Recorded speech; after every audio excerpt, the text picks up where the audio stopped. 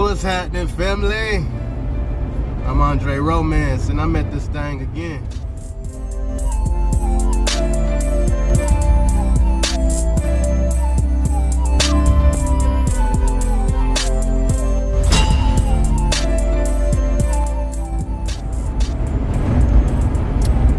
What's good, fam? I got questions today. Questions about religion. If you are one-minded with your religion, this might not be a video for you to watch. But this is something that I have to get into because my whole life I've been taught religion. And as I research, I start to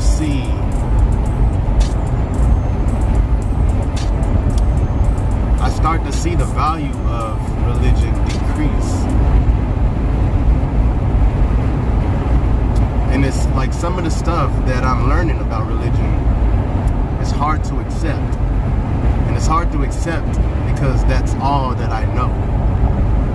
And when you have things that is all you know, it's very hard to accept what's real.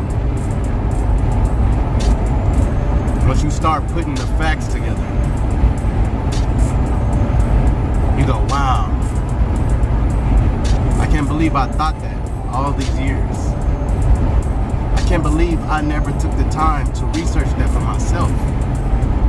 I just looked at this book and what I was being taught, and I lived my life based on it.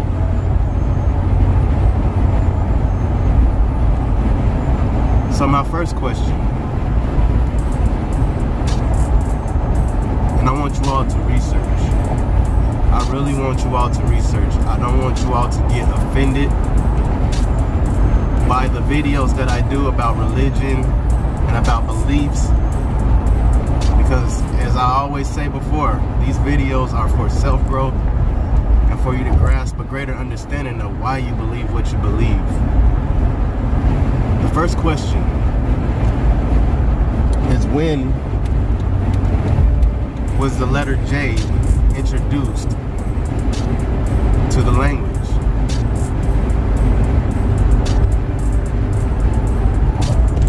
The reason why that's important is because our Savior in the Christian faith believed that our Savior's name was Jesus. But if you go back to 400 BC, you would start to see that this language didn't exist back then. The alphabet didn't exist back then. So how could we then take a Savior's name, take God's name, and change it? How dare we change someone's name? How would you feel if you died for somebody and they didn't have the decency to keep your name?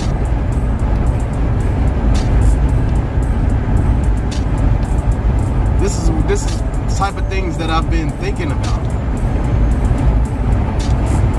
If Jesus existed, what is his name? His real name? Because as far as I'm concerned,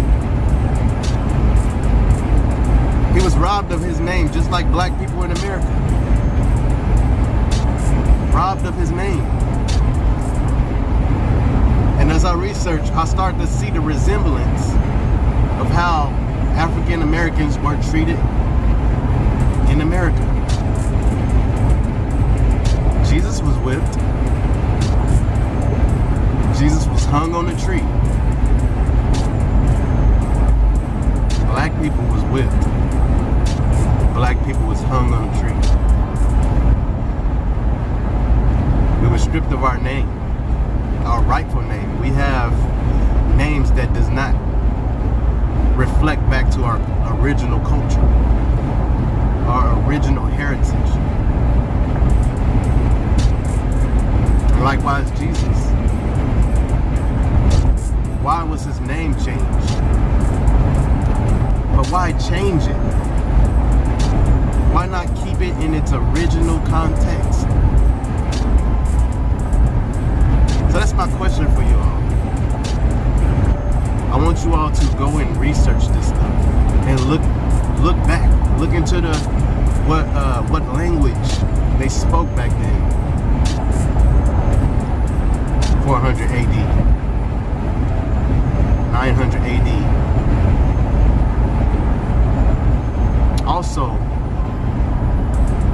look at the stories that were written about Jesus and the years they were written.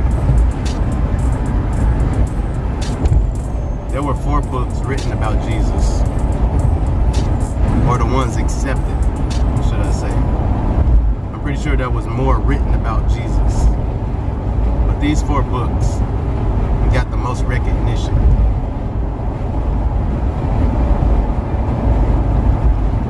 But just like how we have writers that document important and valuable information, we have so many writers today. I don't think that changed.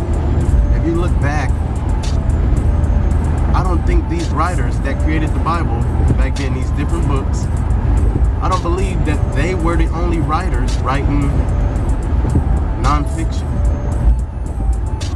or fiction, however you want to look at it. Truth or false. I don't believe they were the only people that covered the story of Jesus. But yet, we have a limited amount of information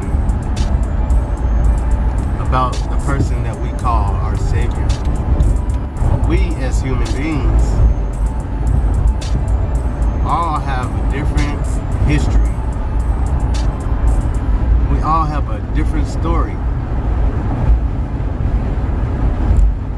in which there is a handful of cultures that are being exterminated, that are being erased from the face of this earth. So many cultures have been lost to the idea of people wanting to erase them.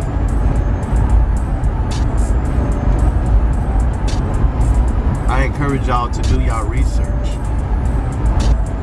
I encourage you to read more. And not only the stuff that you believe, read outside of the stuff that you believe, because you start to understand how everything was structured, how these writers wrote. You start to understand that when we write today, we use sources, right? We use sources to write the information in the stories and the books that we write. Our essays, we have resources, and our resources bring facts. And all of these writers, I believe, had resources. They had different information that they looked at to create what they created. And so when you start looking at different books, you start looking at different information, you start to see resemblance in older writings, in writings that are 4,000 years older than Christianity. You start to see how close in comparison they are to each other. You start to say, oh, was this story borrowed? Did they change this story so they can use it? There's something magical about the Christian faith, spiritually. There's something happening spiritually that still exists. But there's a lot of information that I question. And as I cross-compare documents, I start to see which documents are the original copy and which ones have been mimicked. I encourage y'all to look into this information that I'm telling you all about. Don't just take my words for it, but actually do your research. And don't be offended that you have to do your research. For the longest, I thought that it was a sin to question God. I thought it was a sin to have this desire to find more information about what I believe and why things are the way they are. If God is God and He created all things, then He could just change everything at the snap of a finger or at the whisper of a word. So why then do we have all this hatred in our societies, in our world, when we have a God that could change it all? How can we use someone's name in vain when their name has been changed? These kind of questions